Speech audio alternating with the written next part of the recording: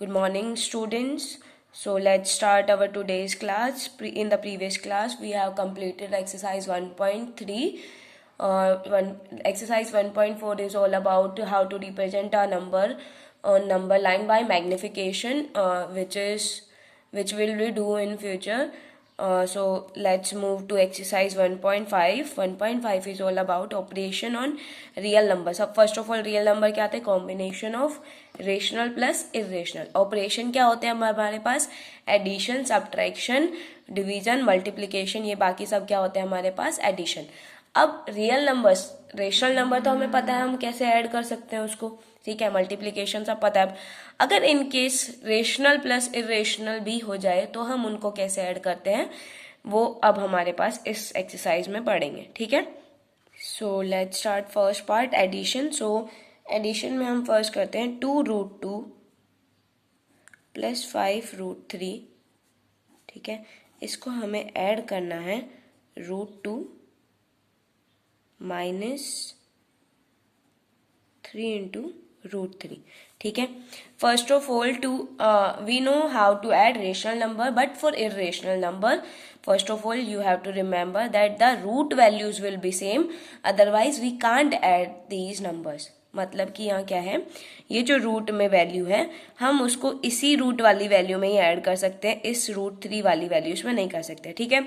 So first of all addition and subtraction के लिए क्या होना चाहिए? रूट वाली वैल्यू सेम होनी चाहिए, otherwise we will write these numbers individually, okay, separately we will write these values.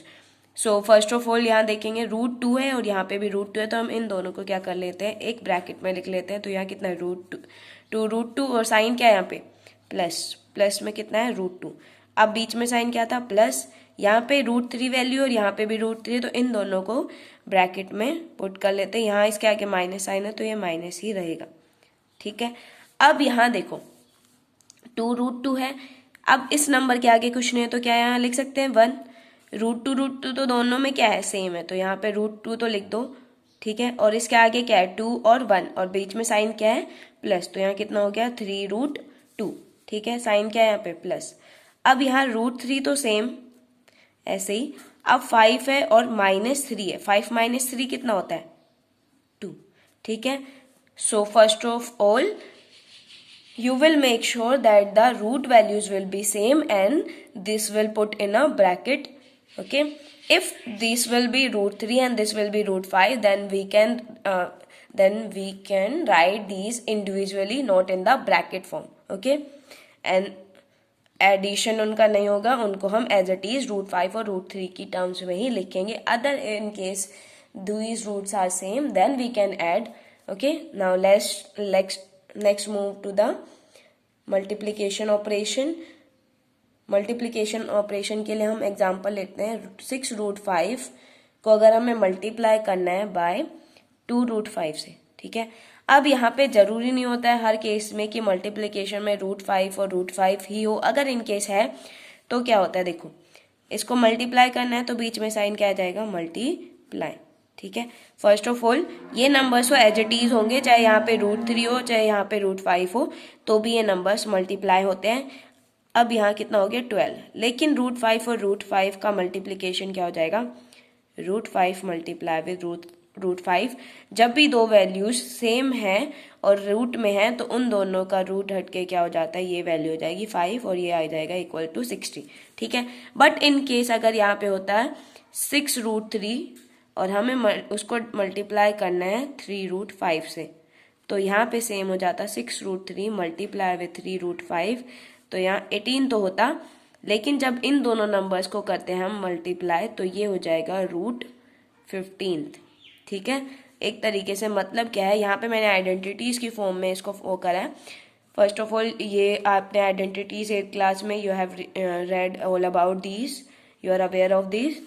So a + b into a - b होता है, तो हमारे पास आइडेंटिटी होती है a का स्क्वायर माइनस ऑफ b का स्क्वायर, ठीक है. a + b का होल स्क्वायर आपने पढ़ा है, a - b का होल स्क्वायर भी आपने पढ़ा है. This will be new for all of you.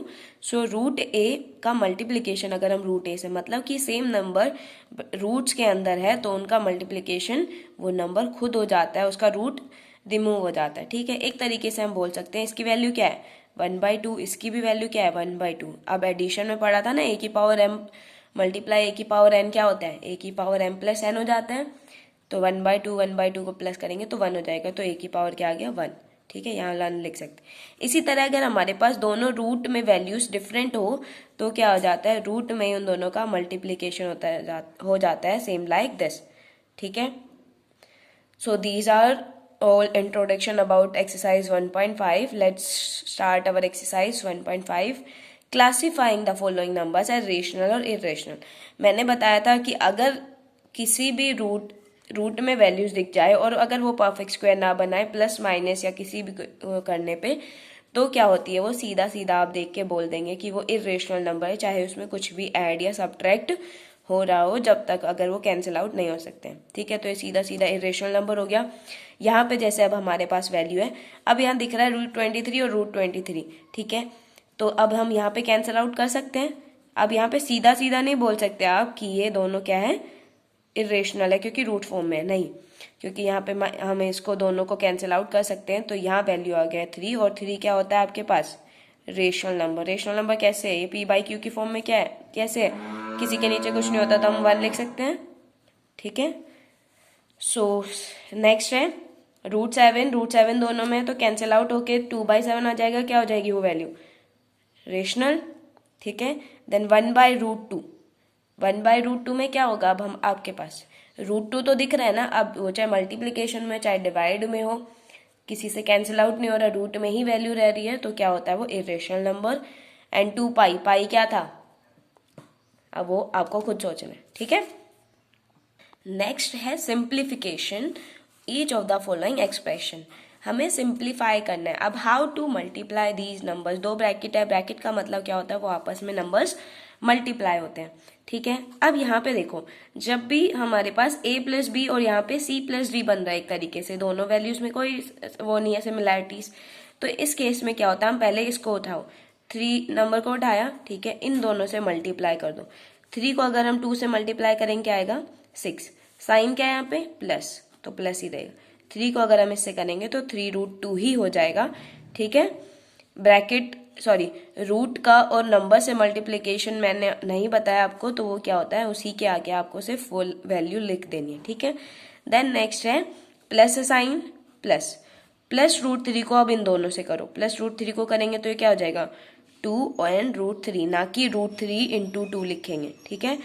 जो वैल्यू हमारे पास पूरा उसमें है तो उसको हम क्या लिखते हैं बाहर ही लिखते हैं।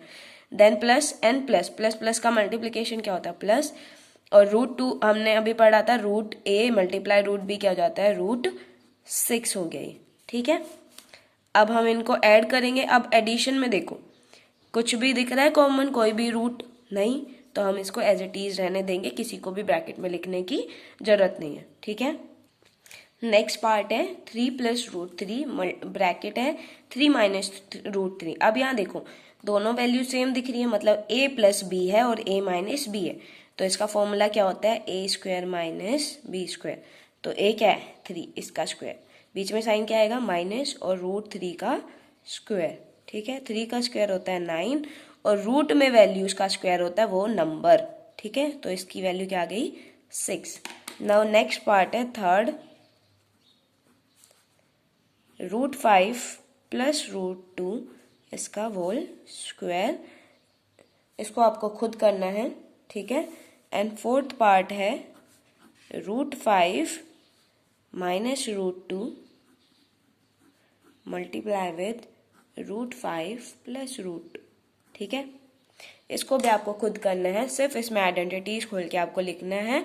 अगर देखो उसमें एक वैल्यू ये भी आएगी √5 का मल्टीप्लिकेशन √2 से, और वो क्या हो जाएगा √10, ठीक है। क्योंकि इनके परफेक्ट स्क्वायर नहीं बन सकते तो हम इनको मल्टीप्लाई करके रूट में लिखेंगे। अब यहाँ देखो a - b और a + b, आपने पढ़ा a + b और a - b वो सेम होते हैं, मल्टीप्लाई में 3 × 4 लिख लो या 4 × 3 लिख सकते हैं, ठीक है। सो क्या होगा इसका फॉर्मूला भी a² - b² ही होगा। You have to do it yourself, okay.